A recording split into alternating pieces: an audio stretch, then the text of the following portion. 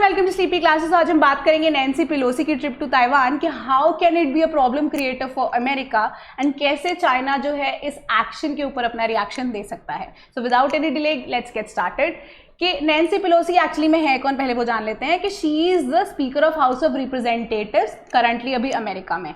So she decided to visit Taiwan irrespective of getting the threats from China as well. तो एक तरह से उन्होंने अपना वो ट्रिप कंप्लीट किया है। So it has been seen as a bold assertion of principle कि कितनी assertive है वो towards अगर हम कहें ताइवान अगेंस्ट चाइना। तो अब irrespective of getting threats she completed her tour।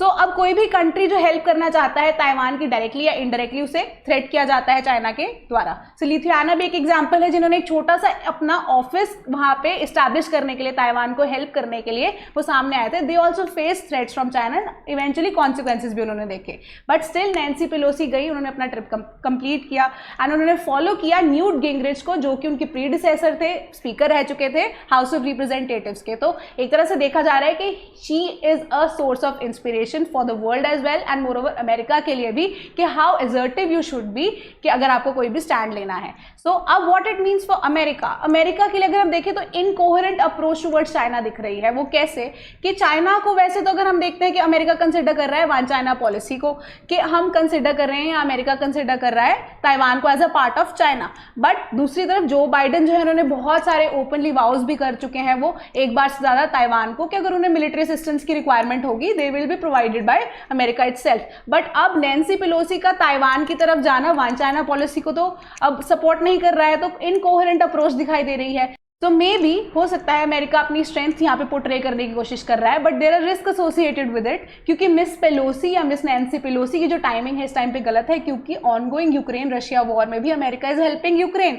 So it can be a moment for escalation for another military action जो कि इस बार चाइना लेगा टुवर्ड्स ताइवान। सो ये अमेरिका की चॉइस रहेगी कि वो हेल्प करना चाहते हैं ताइवान को या नहीं। So what it means for China कि चाइना में सिचुएशन क्या है, तो अमेरिका कंसिडर करता है चाइना को अपना इकलौता मोस्ट इंपॉर्टेंट ओपोनेंट जब लॉन्ग रन की बात करें क्योंकि China has become much stronger पहले से। एंड साथ ही साथ चाइना के जो लीडर है इस वक्त शी जिनपिंग, उनके लिए एक बहुत ही सेंसिटिव पीरियड चल रहा है, उनके ऊपर बहुत ज्यादा डोमेस्टिक चैलेंजेस भी हैं क्योंकि कम्युनिस्ट पार्टी जो कांग्रेस है उनके इलेक्शंस भी होना है and most probably he will be reelected for the third time for the next 5 years as well. तो उनके ऊपर ये बोझा है कि वो रीयूनिफिकेशन विद ताइवान का मोटो दे चुके हैं, वो एक नया कंसेप्ट ऑफ नेशनलिज्म उन्होंने नेशनल रिजुविनेशन का चाइना के अंदर इंट्रोड्यूस करा दिया है। So as a result it is a big responsibility जो शी जिनपिंग को अपने ऊपर लेनी है, ले भी चुके हैं एंड अभी देखें तो पॉलिटिकल सिनेरियो के हिसाब से वो किसी भी तरह का एक्शन लेने से पहले बिल्कुल भी नहीं झिझकेंगे। So as a result Taiwan के लिए या ताइवान को अपनी तरफ करना is a big issue for China as well अभी के लिए भी। तो प्रॉब्लम्स क्या क्या हो सकते हैं अमेरिका के लिए या प्रॉब्लम्स क्या क्या दिखाई दे रही है कि कोऑर्डिनेशन नहीं है जो बाइडेन की जो हाउस ऑफ स्पीकर की रिप्रेजेंटेटिव है यानी कि नैन्सी पेलोसी की। ठीक है, सो हाउस ऑफ रिप्रेजेंटेटिव्स की स्पीकर के साथ उनका ये लैक ऑफ कोऑर्डिनेशन साथ साथ दिख रहा है एंड साथ ही साथ जो मिलिट्री ऑफिशियल्स हैं उन्होंने नैन्सी पेलोसी को ये चीज इन्फॉर्म भी की थी कि it is not a good time for a trip. तो कांग्रेस जो है अब सेपरेट ब्रांच तो है एग्जीक्यूटिव के साथ, तो एक तरह से लैक ऑफ कोऑर्डिनेशन अगेन दिखाई दे रही है।